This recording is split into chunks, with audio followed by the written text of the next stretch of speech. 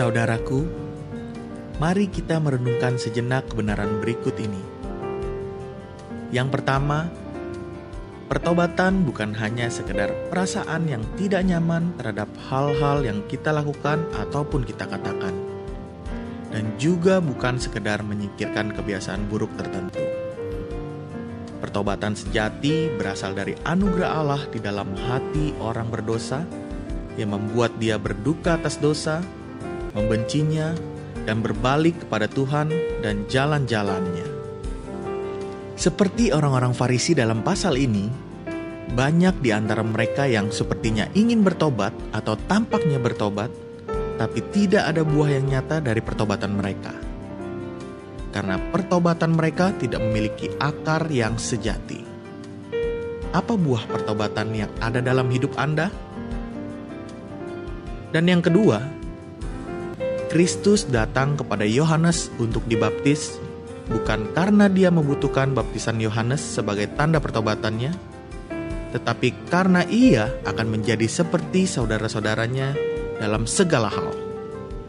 Ibrani 2 ayat 17 mengatakan, itulah sebabnya, maka dalam segala hal ia harus disamakan dengan saudara-saudaranya, supaya ia menjadi imam besar yang menaruh belas kasihan, dan yang setia kepada Allah untuk mendamaikan dosa seluruh bangsa. Dia dijadikan berdosa, sehingga orang berdosa dapat menjadi seperti dirinya.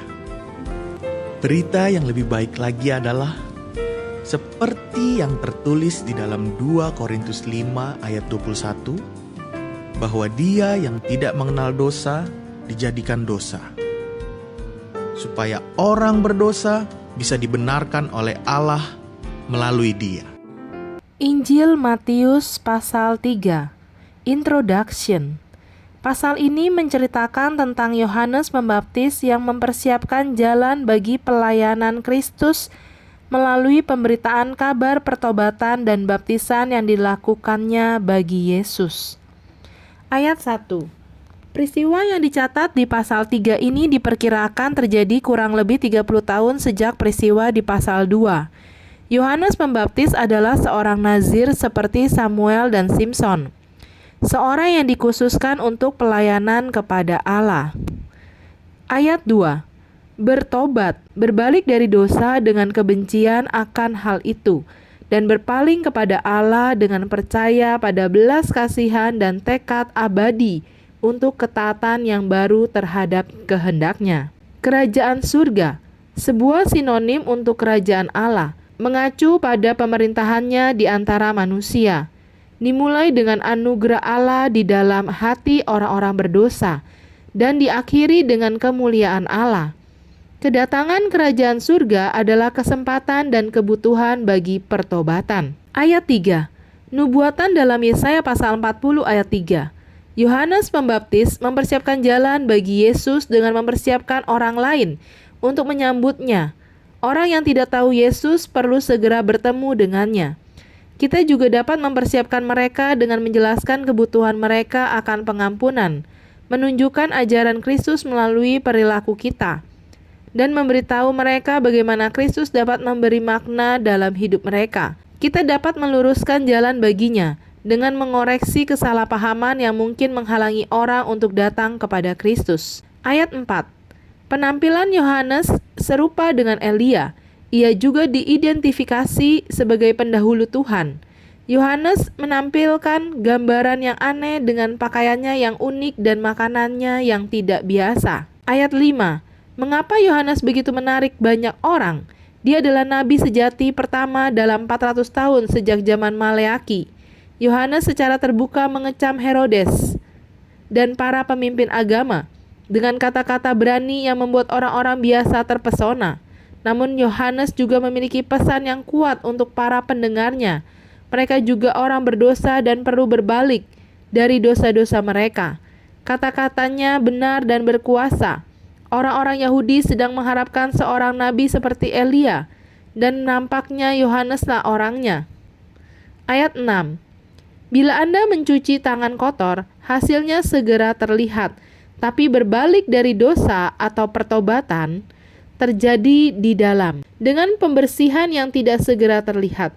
Jadi, Yohanes menggunakan tindakan simbolis yang bisa dilihat orang, yaitu baptisan.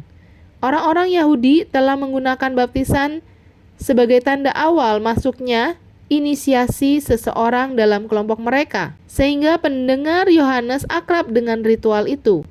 Baptisan digunakan Yohanes sebagai pertanda pertobatan dan pengampunan dosa. Berbalik dari dosa menyiratkan adanya perubahan perilaku, berbalik dari dosa kepada Tuhan. Perubahan hidup dengan perilaku yang baru dan berbeda membuat pertobatan kita nyata dan terlihat. Ayat 7. Penduduk berkumpul untuk menerima baptisan Yohanes. Sementara para pemimpin agama meremehkan Yohanes.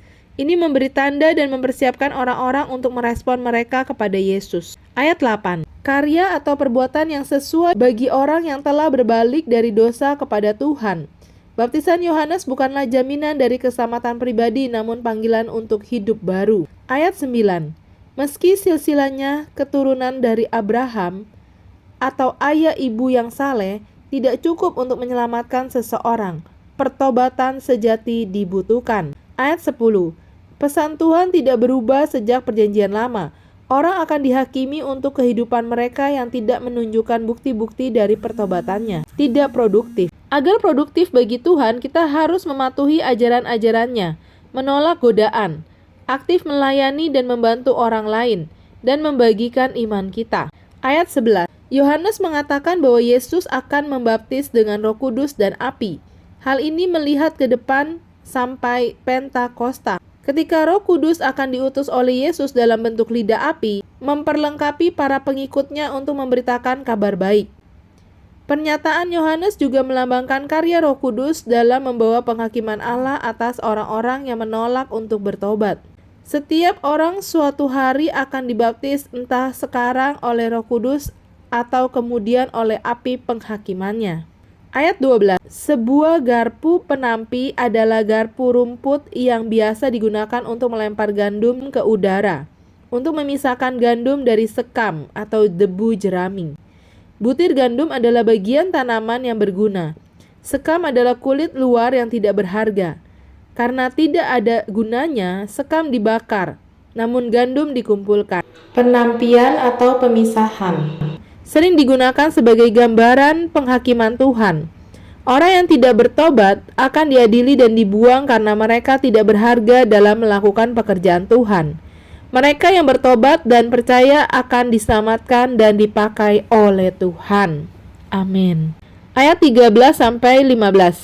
Saat Yesus datang kepada Yohanes untuk dibaptis, Yohanes merasa bahwa dirinya tidak layak untuk membaptis Sang Mesias, Anak Allah. Ia justru meminta Yesuslah yang membaptis dirinya. Mengapa Yesus meminta untuk dibaptis? Baptisan yang dilakukan kepada Yesus bukanlah tanda pertobatan dari dosa, karena Yesus sama sekali tidak pernah berdosa. Yesus meminta untuk dibaptis sebagai tanda ketaatannya kepada Allah Bapa. Meskipun Yesus adalah anak Allah, ia merendahkan dirinya untuk memenuhi tugas dari Allah Bapa. Ayat 16-17. Dalam bagian ini, ketiga pribadi Trinitas hadir dan aktif. Allah Bapa berbicara, Allah Anak dibaptis, Allah Roh Kudus turun ke atas Yesus. Allah itu satu, menyatakan diri dalam tiga pribadi pada saat bersamaan.